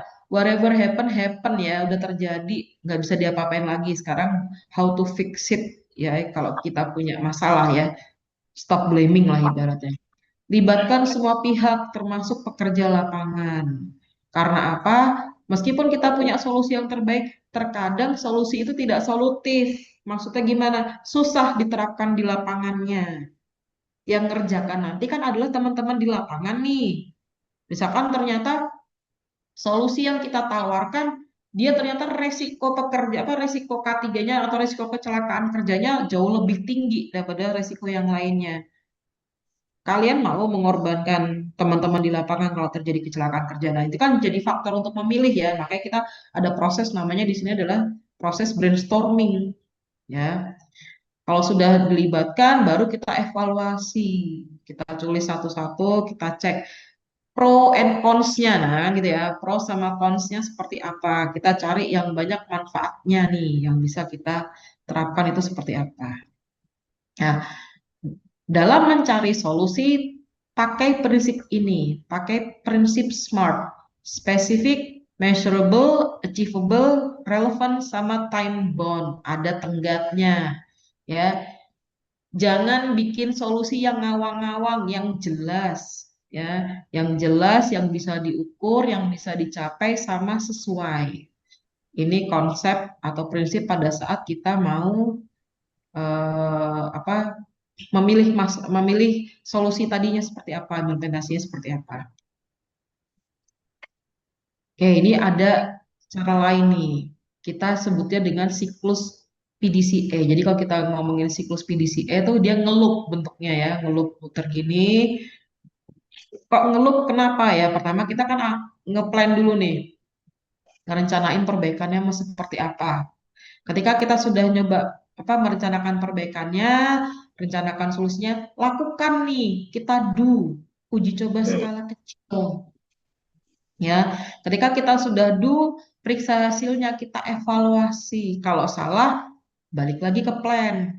Ya, lagi, cek lagi. Nah, ketika kita ceknya hasilnya sudah oke, sudah berhasil, standarisasi solusinya. Jadi, ngelup P, plan dulu, dulu, cek dulu, X, balik lagi ke plan. Karena plan apa? Plan untuk proyek selanjutnya, ya, untuk proyek berikutnya. Oke, kita coba yuk. Kalau misalkan nih, mutu beton nggak tercapai, evaluasi hasil uji kuat tekan beton yang di bawah standar. Apakah karena faktor material, pasir berumpur, ataukah karena faktor pengerjaan, kelebihan air, atau ternyata tadi faktor gampang. Eh, Pada saat dia memadatkan terlalu lama vibratornya di dalam sehingga dia apa gampang bleeding. Atau ternyata pada saat curingnya dia terlambat. Ya, ini yang harus kita cek nih. Seperti apa sih permasalahannya, penyebabnya apa? Oke, nah ini ketika kita sudah dapat solusinya, pas semuanya, kita sudah tadi kita sudah bahas ya, gimana sih caranya problem solving? Kita kenali dulu akar masalahnya, kita cari dulu alternatif solusinya, lalu kita implementasi hasilnya seperti apa, baru nanti kita evaluasi. Evaluasi apakah dia berhasil atau tidak. Nah, ketika proses itu sudah berhasil, artinya kita sudah bisa disebut sebagai problem solver. Nah, tapi ingat, problem solver itu bukan hanya tentang metode. Ini tentang karakter karakter individu dan tim yang menjalankannya. Tadi kalau kita ngomongin proyek itu kan dia teamwork ya, bukan hanya perseorangan. Jadi Uh, pastikan kita punya tim yang solid. Percuma kalau kita punya solusinya yang bagus, tapi karena kita bukan eksekutornya, misalkan kita di pihak manajemen ya, manajemen sudah memutuskan solusinya seperti ini, A, B, C. Akhirnya diterjemahkanlah ke tim teman-teman lapangan. Tapi ternyata teman-teman lapangannya ogah-ogahan nih. Ibaratnya ada gap antara manajemen sama tim lapangan ya. Akhirnya nggak jalan juga ya. Jadi di balik ini semua tetap harus punya tim nih ya, karakter individu dan tim yang menjalankannya. Kayak gimana karakternya harus kompeten secara teknis, orangnya harus open minded, harus bisa berpikir logis, harus bisa kolaboratif, sama berorientasi pada hasil atau result oriented. Berorientasi pada hasil nih artinya kita berorientasi pada data juga, nggak hanya pada asumsi. Tapi kunci dari ini semua yang pertama ketika kita menghadapi masalah, nomor satunya adalah jangan panik ya. Tenang dulu, kita amati dulu ini permasalahannya apa, pelan-pelan kita kuliti akarnya. Jangan panik dulu karena ketika ketika kita sudah mulai panik, pikiran tuh keblok ya, solusi-solusi itu langsung berasa nggak inget ini tuh mau ngapain, ibaratnya seperti itu ya. Oke, yang terakhir kita akan bahas masalah komunikasi. Nah, tadi kan kita sudah menerapkan nih gimana sih budaya kerja yang baik gitu ya. Lalu apa yang harus kita lakukan nih ketika ada masalah? Hmm. Kunci terakhir tadi sesuai sama apa namanya hasil survei komunikasi itu adalah yang paling utama, soft skill yang paling utama ketimbang si hard skill teknis. Kita akan bahas komunikasi. Nah ya, di konstruksi salah satu bentuk komunikasi adalah eh, bagaimana how to translate. apa ada desain apa yang ada di atas kertas menjadi bangunan fisik di lapangan. Kalau kamu salah instruksi, bisa salah bangun otomatis ya. Ya, kalau kita ngomongin masalah proses komunikasi, itu adalah interaksi antara komunikator, pesan, media, dan gangguan atau noise hingga tercapai umpan balik yang sinkron. Nah, proses komunikasi ini melibatkan ada beberapa hal. Yang pertama dia adalah sendernya atau pengirimnya. Lalu kedua adalah yang dikirim tuh apa sih pesannya. Lalu yang ketiga adalah cara ngirimnya lewat apa sih medianya. Lalu ada penerima. Kita nggak akan disebut dengan komunikasi kalau nggak ada yang menerima kan. Pasti ada yang mengirim, ada yang menerima, dan ada yang ditransportkan. Ibaratnya ada yang dikirimkan. Nah, lalu biasanya ada feedbacknya seperti apa. Kosong aja. Oke, ada 4 bentuk komunikasi. Ada komunikasi secara verbal, komunikasi apa atau lisan berupa lisan atau tulisan, komunikasi nonverbal atau bahasa tubuh, komunikasi secara visual, gambar atau diagram, dan komunikasi digital atau sistem informasi. Semuanya semuanya harus digunakan secara tepat sesuai dengan konteks dan lawan bicara kita. Direct. Misalkan kita kalau ngomong direksi lewat sama tukang. Ya kita jangan pakai media yang digital atau sistem informasi, pakai email. Mereka nggak akan punya ya, atau mereka nggak familiar dengan email ya. Cari dari 4 bentuk komunikasi ini mana lah yang paling sesuai dengan apa namanya dengan kebutuhan kita. Misalkan kalau kita ngomongin masalah apa contoh yang verbal, lisan atau tulisan. Ya, lisan misalkan kalau yang verbal, ini kita ngomong apa komunikasi terjadi pada saat kita briefing atau pada saat kita rapat lapangan atau pada saat kita diskusi. Sedangkan kalau komunikasi secara lisan itu ya sesuatu yang tertulis ya, ada laporan, ada gambar, ada kontrak, ada RAB segala macam itu termasuk salah satu bentuk dari komunikasi. Lalu ada visual, visual itu bisa tadi berupa gambar atau diagram. Lalu ada digital, digital itu bisa pakai email, bisa pakai WA grup, segala macam. Nanti kita akan bahas satu-satu. Oke, sebentar ya, saya izin minum dulu.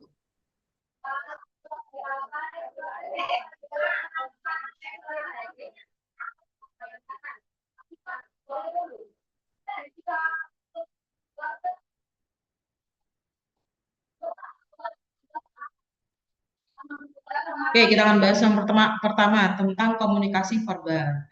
Pada saat kita menggunakan komunikasi verbal, itu gunakan bahasa yang lugas dan teknis yang benar.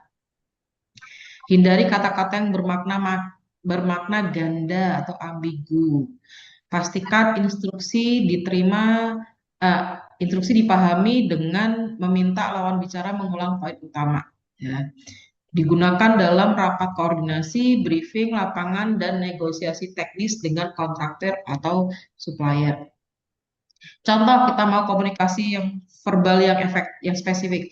Selesaikan kolom ini sebelum pukul 5 sesuai gambar. Ya, spesifik ya. Berarti kita apa sih yang harus diselesaikan? Oh, gambar kolom. Kapan sih deadline-nya? Oh, hari ini sebelum jam 5. Gitu ya. Oke, lalu ada komunikasi nonverbal. Oke, isyarat tangan sangat kritis bagi signalman dalam memandu alat berat atau crane. Bahasa tubuh profesional juga membangun kepercayaan klien. Safety signage sebagai komunikasi visual komponen yang harus dipahami seluruh warga proyek. Jadi kalau kita ngomongin apa praktek komunikasi di lapangan, kita nggak mungkin kan kalau ngobrol di lapangan itu teriak-teriak. Yang pertama pasti suara kita akan kalah karena kan dia ada apa udara segala macam belum nanti bising-bising yang lain dan kita nggak mungkin teriak-teriak misalkan operatornya membelakangi kita atau kita setiap saat pegang HT juga nggak mungkin. Nah itulah fungsinya ada signage atau komunikasi nonverbal. Gampangnya kalau kita lagi pakai crane deh, tower crane. Biasanya tower crane mobile crane deh. Biasanya kan mobile crane mereka di samping mereka punya operator, mereka punya pembantu operator. Nah, operator itu kan biasanya mereka yang mencet tuasnya nih, mau mau si kerennya dia geser kanan atau kiri atau apa. Yang ngarahin siapa? Ya si pembantu operatornya. Dia akan cukup pakai isyarat kayak gini, turun ya geser. Nah itu kita nggak usah teriak-teriak ya, buang-buang waktu, energi segala macam ya. Cukup pakai sinyal aja atau komunikasi nonverbal. Oke, lalu ada komunikasi visual. Nah, bahasa universal proyek adalah shop drawing dan model BIM. Building Information Modeling. Gambar yang akurat mencegah salah gambar. Oke, otomatis ya. Paling gampang komunikasi visual yang sekarang, bukan sekarang sih, ibaratnya kalau kita terbantunya oleh BIM adalah lewat BIM itu kita bisa mendeteksi clash-nya ya, clash benturan antara biasanya kolom sama slough, biasanya seperti itu. Kalau kita gambar manual, kita biasanya akan ada volume yang tertinggal atau bahkan volume yang berlebih. Nah, lewat BIM itu bisa dihitung secara detail. Oke, yang terakhir adalah komunikasi digital. Penggunaan seperti email, grup koordinasi instan, dashboard proyek, atau segala macam. Jangan lupa nih, kalau teman-teman eh, terkadang teman-teman kan punya kebiasaan ya, hapus memori atau delete apa segala macam ya, atau email-email di deletein atau segala macam. Kalau hubungannya sama perintah kerja atau bukti kerja, tolong jangan di delete dulu. Kita takut nanti suatu saat ada klaim, misalkan ada yang merintahkan lewat WA, terus suatu saat ternyata yang dia perintahkan bermasalah, terus mendadak dia amnesia, enggak kok saya nggak pernah nyuruh-nyuruh. Nah itu kalian sebagai eksekutornya jadi tersangkanya kan nanti kan. Nah, simpan bukti-buktinya seperti itu ya. Kalau untuk urusan kerjaan tolong diamankan, bikin backupnya ya. Toh sekarang semua bisa disimpan di cloud ya. Oke, ini teknik mendengarkan. Nah, tadi kan ada pengirim, ada penerima. Nah, anggap kita penerimanya ya. Jangan hanya lebih dari 50% waktu kerja seorang ahli digunakan untuk mendengarkan. Mendengarkan secara aktif meningkatkan kualitas keputusan. Jadi, dengarkan ya jangan didengerin aja, tapi coba pahami maksudnya dan jangan dipotong. Dengerin dulu sampai selesai baru ngerespon ya. Ini misalkan kalau kita motong, apalagi misalkan yang lagi ngomong itu adalah ownernya lagi protes, atau misalkan lagi ada masalah dari lapangan, orangnya kan cenderung berhenti dan akhirnya kita nggak dapet the whole story-nya ya, malah akhirnya nanti kita tidak dapat melakukan kegiatan meneliti akar dari masalahnya secara secara secara menyeluruh ya.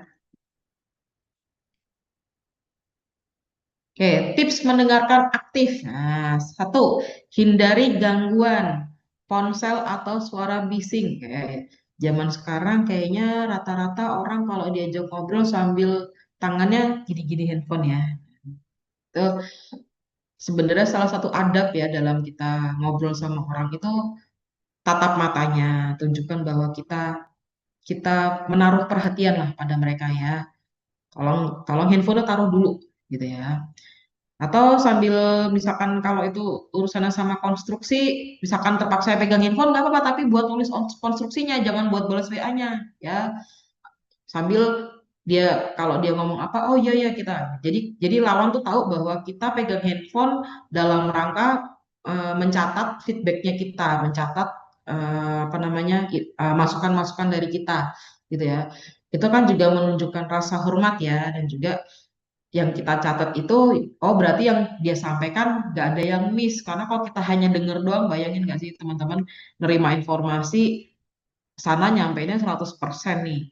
Teman-teman nangkepnya 85%. Terus karena nggak dicatat, lupa kan, disampaikan ke orang lapangan 70%. Karena 30% sudah hilang, akhirnya kan informasi sudah mulai miss.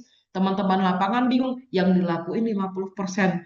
Ya, jadi banyak informasi yang korup, cuman gara-gara kita nggak pay attention di tahap awalnya tadi ya. Nah, ketika pihak lawannya sudah selesai ngomong, kita konfirmasi ulang. Oke, jadi maksud Bapak seperti ini ya Pak ya. Kita kita apa? Kita sampaikan ulang apa yang kita tangkap ya. bagusnya ya tadi pada saat kita menangkap kita mencatatnya, ya. Izin Ibu Yes. mengingatkan Bu sudah jam 11:52. Oh iya, oke, oke, saya cepetin ya. Oke. Baik. Ini oke, ini bisa saya skip nih ya. Kalau di proyek ada komunikasi multidisiplin ya pasti nggak hanya satu orang aja. Nah, hambatan komunikasi ini biasanya ada budaya, bahasa, tekanan waktu yang ekstrim, ego sektoral antar departemen. Ini dia, golden rule komunikasi. Selalu minta kalau kita nyuruh orang, selalu kita pastikan. Coba dong tolong ulangin saya tadi ngomong apa. Jadi biar nggak ada yang miss ya. Oke, oh ini sudah sebentar-bentar ini saya skip ini jadi. Nah ini dia. Jadi tadi kalau kita ngomongin materi hari ini, budaya kerja itu membentuk sikap, problem solving itu membentuk cara berpikirnya, sama komunikasi itu dengan cara koordinasinya seperti apa ya. Itu kalau tiga-tiganya bisa teman-teman dapat semua nih, insya Allah nanti teman-teman akan jadi praktisi konstruksi yang handal dan kompetitif. Nah, ini ya. Konstruksi bukan hanya soal beton dan budget, tapi soal karakter, solusi, dan kerjasama. Selamat berkarya dan selamat datang di dunia profesional. Oke, terima kasih. Wabillahi taufiq wal hidayah. Wassalamualaikum warahmatullahi wabarakatuh. Jika ada masih buka sesi Waalaikumsalam tanya jawab warahmatullahi nggak, wabarakatuh. Pak Faizal? Eh, Boleh Bu, istirahatnya mulai jam 12:00. Mungkin Oh, Ibu oke. mau membuka sesi Bentar. tanya jawab. Oke, sebentar ya. Oke, teman-teman mungkin ada yang mau ditanyakan terkait paparan materi kedua tadi. Oke, ini ada pertanyaan yang Japri nih. Kalau dari Erzaki Oktar Ramadiansyah, kalau kecelakaan kerjanya human error yang diisolir berarti manusianya ya Bu, atau evaluasi manpower hingga pemberhentian atau substitusi manpower. Oke, ini Mbak atau Mas ya, saya nggak tahu, maaf ya. Jadi kalau misalkan kecelakaan kerja, mau apapun penyebabnya, itu kita cari dulu. Misalkan dia penyebabnya adalah human error kan berarti misalkan dia karena nggak pakai helm. Ya di samping orang-orangnya itu disingkirkan, kita cari juga yang lain, pekerja lainnya jangan sampai tetap di sana tapi dia tetap nggak pakai helm. Ya, jadi cari dulu penyebabnya apa. Oke, penyebabnya adalah human error. Human errornya kan apa? Karena dia nggak pakai helm. Ya berarti jangan hanya orang yang disingkirkan. Tapi yang nggak pakai helm itu semua disosialisasi ya. Berarti kayak gitu. Bentar. Kalau material tidak standar atau ada efek adjustment item dari settlement period yang terdeviasi atau melewati batas toleran, itu berarti harus ada mitigasi, rencana penanganan, dan tahap evaluasi kah? Bagaimana secara kerangka berpikir tahapan itu terlewat, yaitu tidak mempertimbangkan settlement, adakah case seperti itu dan mungkin terjadi. Saya kok kurang nangkep ya, ini yang tanya boleh itu dong, boleh tampil dong. Soalnya Japri soalnya. Jadi nggak kelihatan di chatnya. Izin Bu, pertanyaan dari siapa Bu? Ri, Ini ya, sudah ada ya. Rizaki. Oh ini nih udah Oke, nih ya, mic-nya. silakan Gimana Mas. Mas? Ya Bu, tadi kan ngebahas soal adanya ketidakstandaran material ya Bu ya, yang soal fishbone. Ya, itu kalau misalnya materialnya emang tidak standar atau saat pelaksanaan kan ada settlement ya Bu ya, masa settlement. Nah, secara perencanaan atau mitigasinya itu tadi tidak dipertimbangkan masa settlement ini. Sebenarnya itu umum nggak sih Bu, kejadian seperti itu, jadi tidak dipertimbangkan. Jadi ketika sudah eh, adanya mungkin malah menuju BAST, begitu dilihat ternyata banyak yang tidak sesuai standar atau mungkin yang paling umum biasanya kan pekerjaan arsitektur ya Bu ya, entah dinding gelombang atau bagaimanapun itu gimana Bu? Oke, jadi kalau kita ngomongin masalah proyek atau segala macam, itu semua pasti dibuat berawal dari perencanaan. Kalau kita ngomongin masalah perencanaan, pasti semua pakai standar. Nah, biasanya faktor-faktor seperti itu, settlement kelewat atau tadi dinding kelewat, itu biasanya terjadinya di pelaksanaannya. Nah, tinggal dicari nih, di pelaksanaan penyebabnya apa? Apakah memang karena SOP-nya itu ataukah speknya itu tidak dilaksanakan atau dilaksanakan tapi diabaikan. Kenapa sih dia diabaikan? Misalkan si kontraktornya waktunya sudah mau habis. Daripada dia kena denda, udahlah aku cat aja. Daripada dia kena denda, ya sudahlah aku apa namanya? Aku timbun aja tuh tanahnya. Masalah nanti bakal settlement apa enggak urusan terakhir, yang penting aku nggak denda. Nah itu harus kita cari dulu. Tapi saya nggak, menurut saya selama ini kalau kita berkontrak atau menjalankan proyek konstruksi ya pasti ada standarnya, pasti ada spek yang diacunya gitu ya. Dan spek itu biasanya kan munculnya dari owner. Kontraktor kan sebelum melaksanakan dia akan nanya dulu nih, Bapak pakai spek yang mana?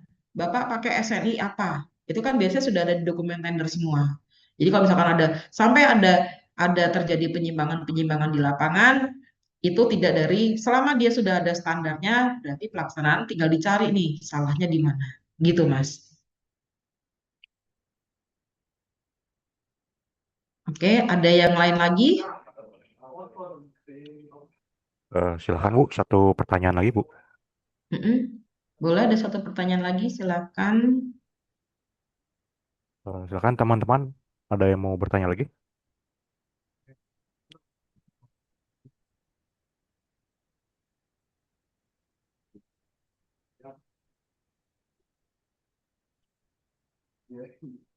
Kalau di komen sih sudah habis kayaknya ya, Sudah habis di ya Bu ya? komen ya. Ha, Sepertinya sudah tidak ada lagi Bu ya? oke. Mm-mm. Oke, mungkin Bu, sebelumnya saya ucapkan terima kasih atas paparannya. Eh, Tentunya paparan yang sudah Ibu sampaikan tadi sangat bermanfaat, khususnya bagi teman-teman peserta ketika sudah masuk ke dalam dunia kerja nantinya. Oke, kebetulan waktunya sudah mendekati pukul 12.00, waktunya istirahat.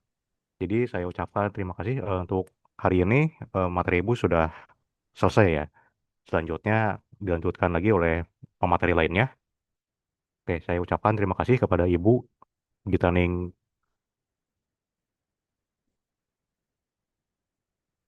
Terima kasih kepada Ibu Gitaning Primaswari STMMMT dari Politeknik Pekerjaan Umum.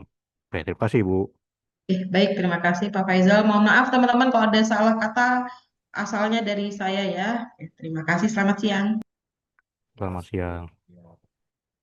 Oke, teman-teman, sekarang sudah pukul 12.00, maka dari itu waktunya sudah masuk waktu isoma dan kita akan mulai lagi pada pukul 13.00. Oke, kepada teman-teman silakan untuk beristirahat.